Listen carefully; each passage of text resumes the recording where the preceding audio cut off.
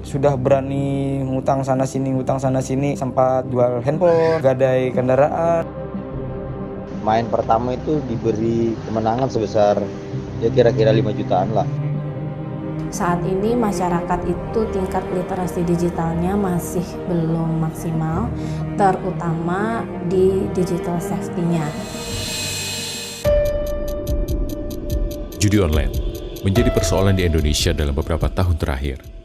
Meskipun dilarang, praktek ini terus berkembang dengan pesat.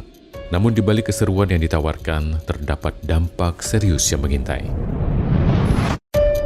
Kami mencoba bertemu dengan salah satu pemain judi online di Banjarmasin. Ia bernama Jaya, pekerja swasta berusia 30 tahun. Meski sempat enggan untuk bercerita, ia akhirnya mau berbagi pengalaman ketika masih kecanduan judi online.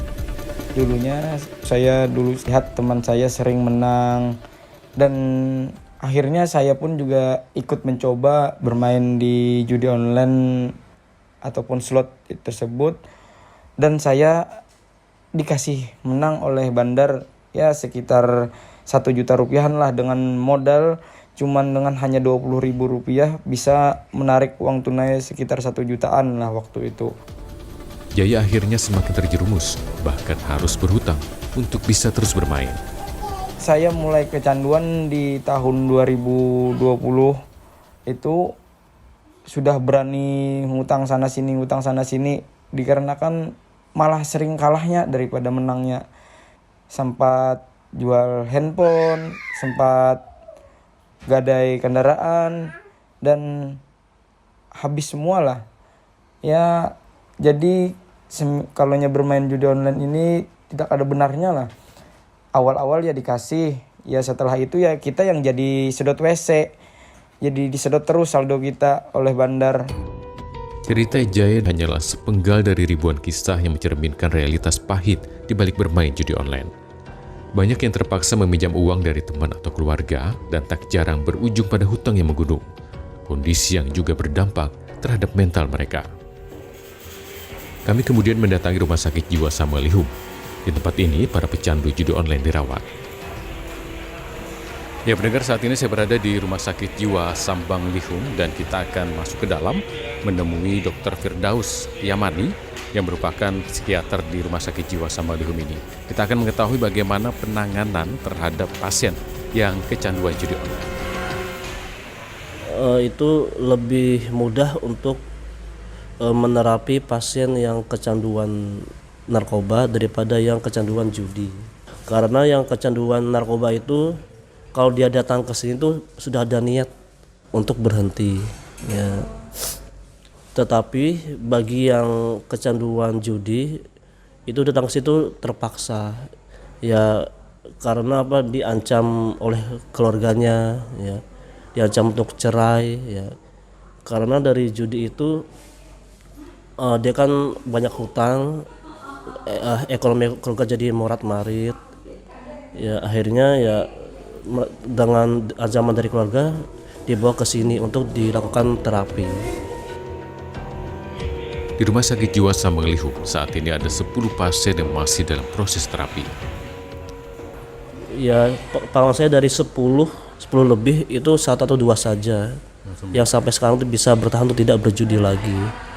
Itu ada beberapa faktor kenapa kalau sudah menjalani terapi di sini tapi setelah keluar kembali berjudi. Karena faktor utama adalah gambler fallacy. Itu maksudnya ada pola pikir yang salah. Oh, aku dulu sudah pernah menang, nanti ketika aku main juga akan menang juga. Kemudian ketika dia melihat kekalahan, itu dia chasing loss. Jadi melihat kekalahan itu adalah suatu hal yang harus dibalas dendam. Di sini kami bertemu dengan pasien rawat jalan bernama Roni. Sudah 2 bulan ini ia rutin melakukan terapi. Sampai sekarang pun masih bermain sih, cuma ya nggak terlalu separah kayak 2 tahun atau setahun yang lalu. Mau sih berhenti tapi ya bingung. Makanya buat teman-teman ya yang belum mengenal judi online ya usahakan janganlah.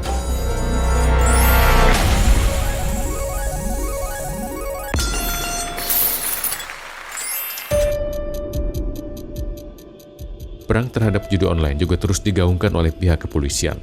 Manisubdit 5, Divit Cyber Polda Kalimantan Selatan, Aibda Alip Akbar Arifin, ketika ditemui RRI menerangkan bahwa pihaknya telah merekomendasikan lebih dari 500 situs judi online untuk segera diblokir. Jadi ada 5 perkara perjudian online yang kita tindak untuk di tahun 2024 ini.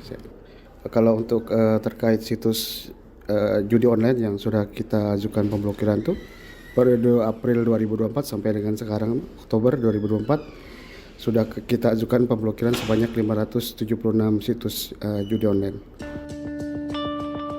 Karena itu, Dinas Komunikasi dan Informatika Kalimantan Selatan telah mengambil sejumlah langkah untuk mencegah praktek judi online yang semakin marak, seperti penjelasan Erlinda Puspita dari Dinas Kominfo Kalimantan Selatan.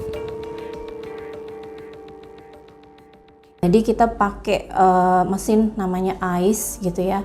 Mesin AIS ini dia crawling ke semua akun media sosial dan media online, dan dia mencari potensi-potensi. Nah, jadi hasil crawling tadi yang ke akun-akun tadi itu dilaporkan tiap hari, Mas. Jadi kalau ada akun-akun atau konten-konten yang dicurigai untuk membuat konten yang salah atau hoax ataupun terkait judi online, itu sudah dilaporkan di situ, sehingga nanti masyarakat itu bisa lebih aware atau lebih waspada. Begitu. Erlinda Puspita mengakui masifnya perkembangan judi online juga karena masih rendahnya literasi digital di masyarakat. Saat ini masyarakat itu tingkat literasi digitalnya masih belum maksimal, terutama di digital safety-nya. Jadi masih banyak yang belum terliterasi bagaimana dalam menggunakan perangkat TIK itu secara aman, begitu. Nah, ini mungkin yang terus kita sosialisasikan juga sih untuk digital safety ini. Padahal paham literasi digital di mata Sri Astuti, dosen komunikasi ULM, sekaligus Ketua Mafindo Banjarmasin, sangatlah penting. Bahwa judi online adalah hal yang akan berdampak buruk seperti itu, dan literasi digital itu menjadi penting nih saya kira untuk bisa menjawab kegelisahan kita semua begitu ya. Selain mungkin ada literasi keuangan yang juga cukup penting juga untuk dilihat oleh masyarakat kita. Berkaca pada itulah, Kementerian Komunikasi dan Informatika gencar melakukan pelatihan kepada seluruh lapisan masyarakat akan pentingnya cakap digital. Bahkan, ditargetkan 50 juta masyarakat pada akhir tahun 2024 sudah memiliki sertifikat literasi digital. Kita sendiri juga punya target, Mas, Indonesia makin cakap digital 2024. Nah, itu targetnya tuh ada sekitar 50 juta orang yang sudah memiliki sertifikat literasi digital. Ini melalui pelatihan-pelatihan. Pelatihan-pelatihan ini kita sebar ke berbagai sektor, Mas. Jadi ibu-ibu, mahasiswa, anak sekolah, pegawai, PNS gitu. Dan itu bisa diakses semua melalui websitenya Kominfo.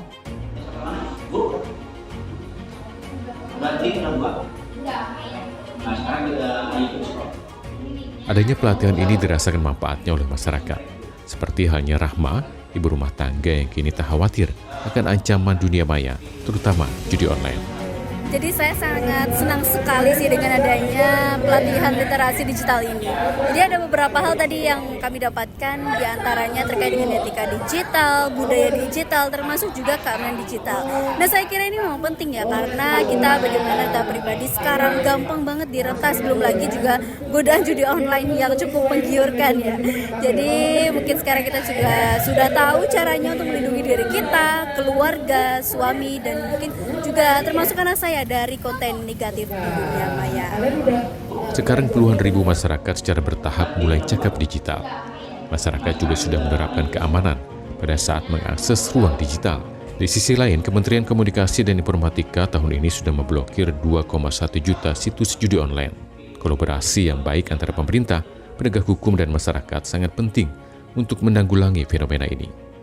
Karena kisah di balik judi online bukan hanya tentang permainan, tetapi juga kehidupan yang hancur dan masyarakat yang perlu dilindungi. Saatnya untuk bertindak sebelum terlambat.